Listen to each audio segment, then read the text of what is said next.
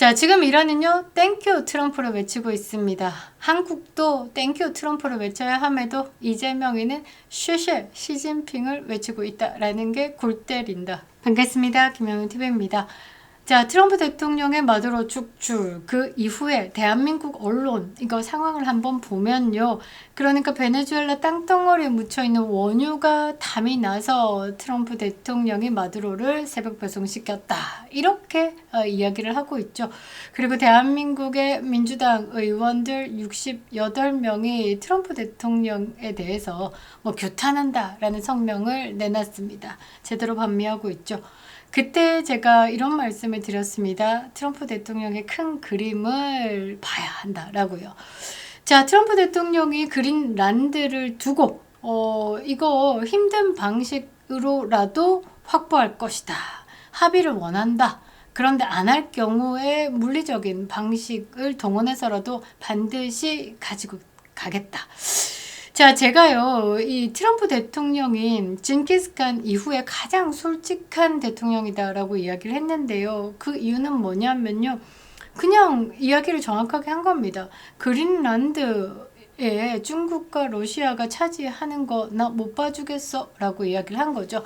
그러니까 그린란드를 가지고 자꾸 히토류 이런 이야기를 하는데요. 미국은요.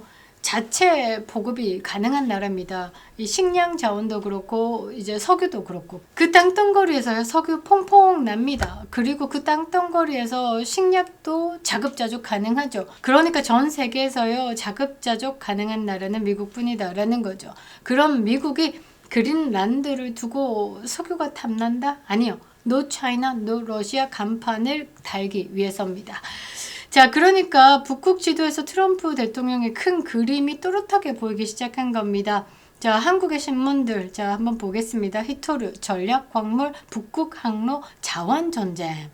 그러니까 그린란드에 자원이 많고 얼음이 녹으면 물류 허브가 되고 강대국이 탐욕스럽게 어쩌고 저쩌고 틀린 말은 아닌데요. 절반짜리 설명이다라는 거죠.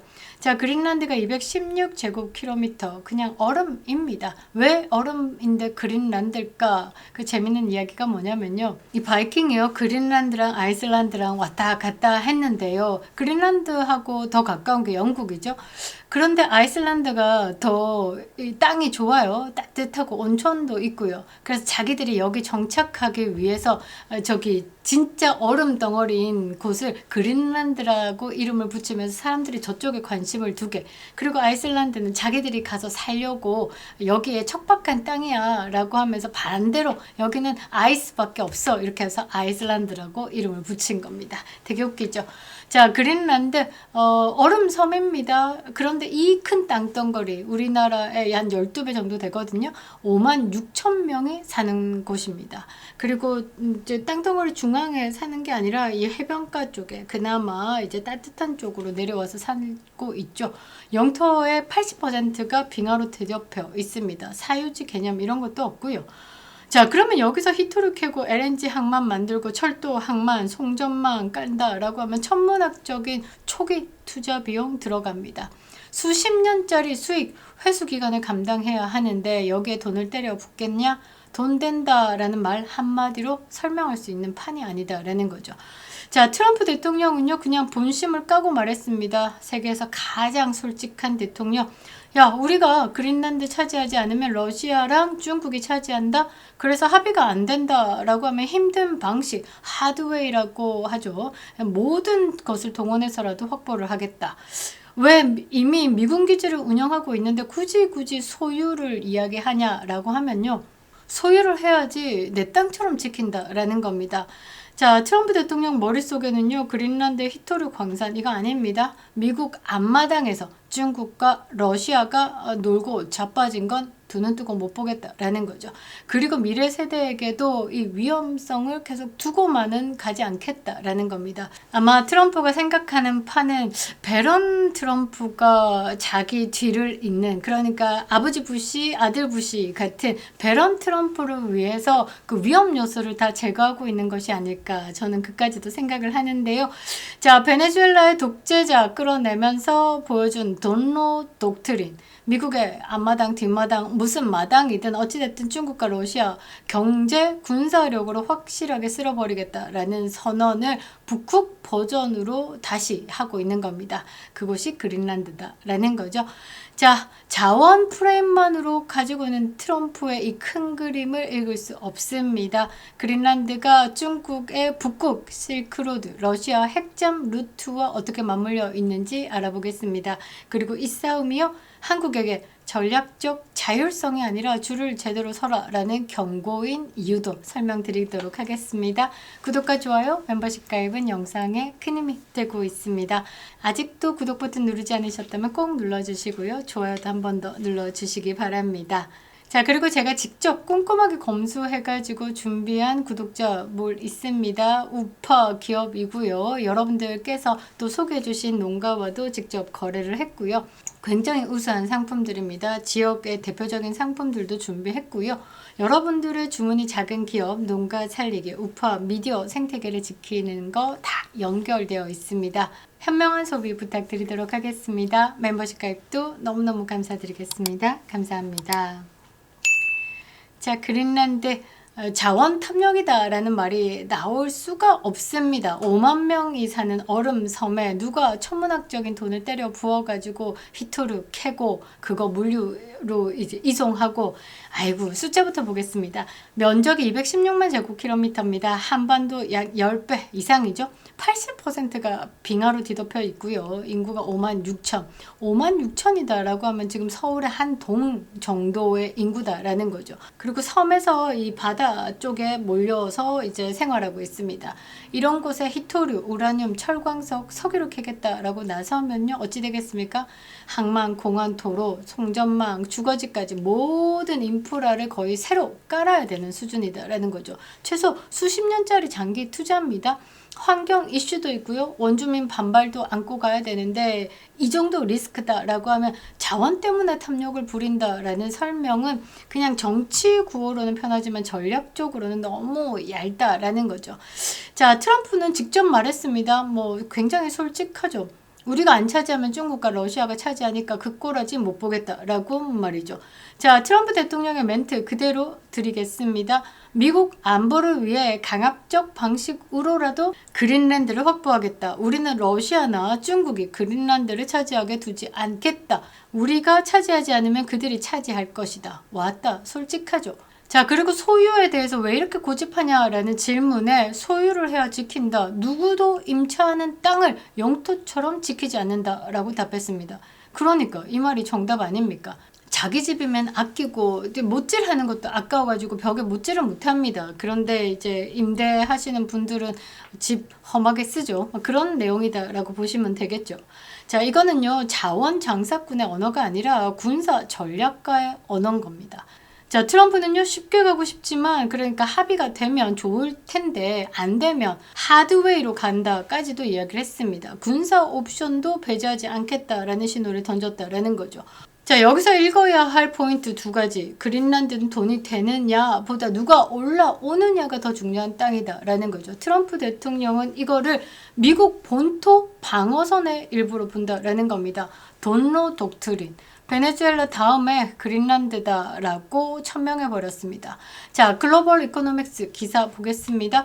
트럼프는 마두로를 생포한 직후에 자신의 외교 노선을 돈로 독트린이다 라고 부르면서 19세기 멀로 독트린을 업그레이드 하겠다라고 했습니다. 자, 19세기 멀로 독트린이 뭡니까? 유럽, 미국 대륙 일에 끼어들지 마라. 네 동네는 니들이 알아서 하고 우리 동네는 우리가 알아서 할게 라고 한 게 멀로 독트린이죠. 제임스 멀로 대통령이 1823년에 멀로 독트린이다 라고 이야기를 했는데요. 독트린이다 라는 이 단어에 대해서도 설명이 좀 필요합니다. 그러니까 국가 수반이 향후에 이제 국가의 외교 정책을 어떻게 끌고 갈 것인지에 대해서 국제사회에 표방하는 정책상의 원칙이나 교리를 뜻하는 정치 용어다라는 거죠.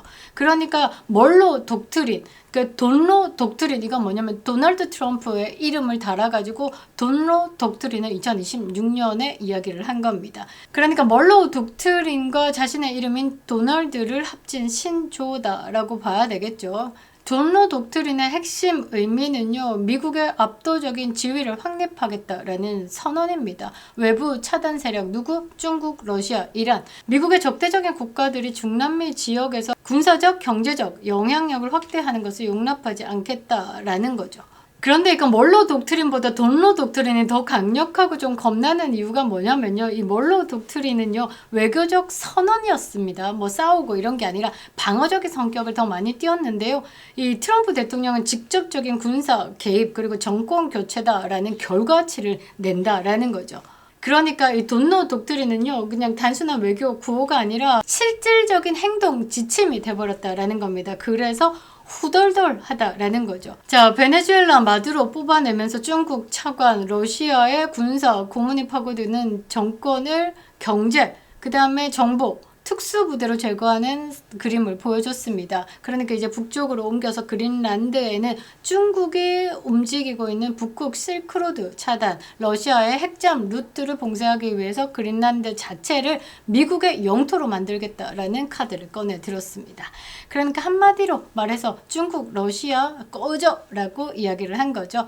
자, 중국은요, 스스로 뭐라고 했냐면 근북극 국가다라고 불렀습니다. 자, 북극 실크로드 프로젝트에 그린란드 공항이랑 항만이랑 광산 개발 자금을 집중적으로 집어넣습니다. 문제는 이게 뭐 물류로 끝나는 게 아니다라는 거죠. 종속시켜 버리는 겁니다. 중국 자본이 들어갔다라고 하면 어떻습니까? 베네수엘라가 가장 큰 예가 아닐까? 그 자본으로 석유를 장악하고 어떻게 그 정권, 이 사회주의 정권 자체를 중국의 종속으로 넣어버렸다라는 거죠. 자, 중국 자본이 들어간 항만, 공항, 사실상 공산당 복합 인프라가 되는 겁니다. 여기에 러시아의 핵 잠수함이 다닌다, 북극 항로를 타고 내려와가지고 전략 자산을 얹힌다라고 하면 어떻게 되겠습니까? 미국하고 캐나다는 미국 동부 해안 코앞까지 러시아의 잠수함이 온다라는 겁니다. 그린란드에 만일에 중국 공산당이 군사 기지를 둔다라고 하면 미국 본토에 위협이 된다라는 거죠. 그래서 미국은요, 그린란드를 러시아 ICBM 궤적을 탐지하는 미사일 방어 골든돔 전진 거점으로 생각하고 있습니다. 아이언돔 같은 거. 그리고요, 이 그린란드를요, 북극해랑 대서양이 맞는 병목 지점으로 보고 있고, 중국, 러시아, 군함, 핵 잠수함이 북미 연안을 마음대로 이렇게 돌아다니지 못하게 하는 해상 관문으로 지금 생각을 하고 있는 겁니다. 이 관문을 미국이 쥔다라고 하면 중국과 러시아는 북극에서 어떻게 근처도 못 오게 된다라는 거죠. 질식해버린다라는 겁니다. 반대로 이 그린란드를 미국이 쥐지 못한다라고 하면 미국 코앞까지 러시아 잠수함 돌아다닌다라는 겁니다. 그리고 중국 자본까지 보태진다라고 하면 중국 공산당이 어떤 짓을 할지 모른다라는 거죠. 저는 이 판도 갑자기 생각난 건데 베런 트럼프를 위한 판이다라고 봅니다. 그러니까 트럼프 입장에서는 우리가 차지하지 않으면 저 러시아랑 중국이 차지하니까 이 중요한 지역을 놓칠 수 없다. 저것들이 차지하게 두지 못하겠다. 그래서 내가 차지하겠다. 이거죠.